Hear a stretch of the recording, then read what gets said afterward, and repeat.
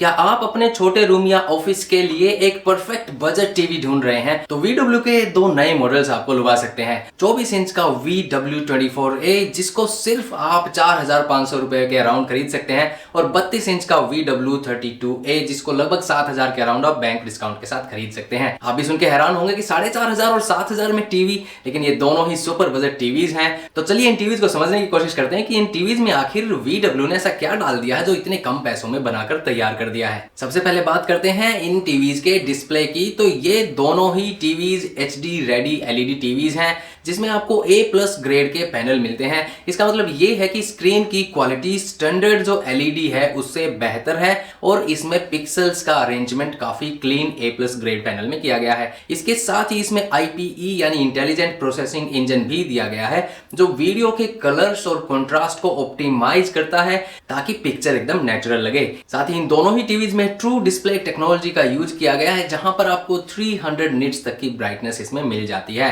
Simple words में अगर हम कहें तो इतनी ब्राइटनेस काफी है कि दिन के वक्त भी अगर रूम में थोड़ी भी रोशनी वगैरह है तो आपको स्क्रीन काफी साफ दिखाई देगी, विजुअल्स डल नहीं पड़ेंगे रोशनी की वजह से, सनलाइट की वजह से। अब एक बहुत ही इंटरेस्टिंग फीचर है इसका जो है एजलेस डिजाइन। इस कम रेंज में भी आपको बहुत ही कम बेजल वाला ये टीवी मिलता है। उससे बेनिफिट ये है कि आप जब वॉच करते हैं तो बेजल्स आपको डिस्टर्ब नहीं करते और आपका मूवी और सिनेमा का एक्सपीरियंस काफी हद तक फोकस्ड बन जाता है। साथ ही इनमें सिनेमा जूम का ऑप्शन भी मिलता है। अब ये फीचर काम आता है जब आप किसी पुरानी वीडियो को स्क्रीन पर फिट करना चाहते हैं बिना आस्पेक्ट रेशियो को खराब किए, तो उसमें काफी यूजफुल ये फीचर है। गेमिंग और फास्ट एक्शन के लिए इसमें 60 हर्ट्ज का रिफ्रेश रेट आपको मिल जाता है। इतने कम बजट में भी 60 हर्ट्ज दिया गया है। रिफ्रेश रेट का मतलब यहाँ पर ये हो जाता है कि स्क्रीन 1 सेकंड में 60 बार इमेज को अपडेट करती है स्मूथनेस के लिए। तो इसका रियल लाइफ यूज ये है कि अगर आप इसमें सेटअप बॉक्स लगाकर क्रिकेट मैच वगैरह देख रहे होंगे या फिर फुटबॉल मैच देख रहे होंगे, गेमिंग कर रहे हो,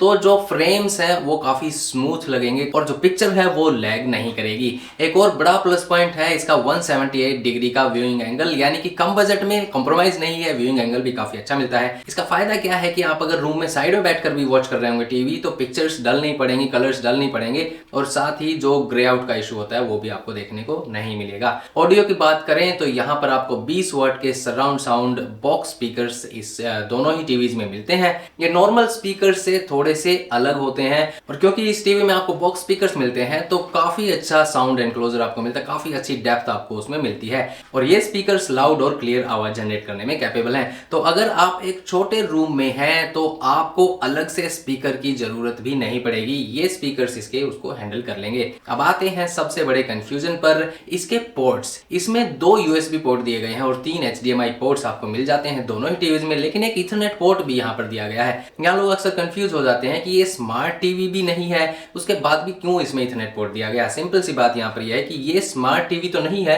लेकिन ये ईथरनेट पोर्ट इसलिए है क्योंकि कंपनी एक ही यूनिवर्सल मदरबोर्ड अलग अलग टीवीज में लगाती है, तो इसमें ये ईथरनेट पोर्ट यूज का नहीं है, बस अपडेट्स के लिए और सर्विस सेंटर की कनेक्टिविटी उन सब चीजों के लिए ये उनको यूज किया जा सकता है, डायग्नोस्टिक्स वगैरह के लिए, बट इन जनरल आपके किसी काम ये नहीं आएगा, तो इसको आप इग्नोर कर सकते हैं। म्यूजिक सिस्टम्स के लिए आपको HDMI पोर्ट भी अलग से दिया गया है ताकि आपको म्यूजिक सिस्टम कनेक्ट करने में कोई इशू ना आए। इन सब फीचर्स से पैक बेसिकली आप इन टीवीज को ऐसे समझ सकते हैं जैसे कि ऑफिस कैबिन या फिर किचन टीवीज की तरह, क्योंकि इन जगहों पर हमें एप्स की नहीं बल्कि ऐसी स्क्रीन की जरूरत होती है जो सेटअप बॉक्स या लैपटॉप के साथ में परफेक्ट चले और आवाज एकदम क्लियर हो। ये टीवी उनके लिए बेस्ट है जो एक रिलायबल सेकेंडरी टीवी चाहते हैं अपने बेडरूम या ऑफिस के लिए, छोटे रूम के लिए, या जो लोग फायर स्टिक यूज करके अपना सिस्टम खुद से सेट करना चाहते हैं। बाई चांस आपके पास फायर स्टिक या गूगल होम वगैरह ऑलरेडी है तो वो आप ऐसे टीवी बाय करके उसमें कनेक्ट करके उसको स्मार्ट बना सकते हैं,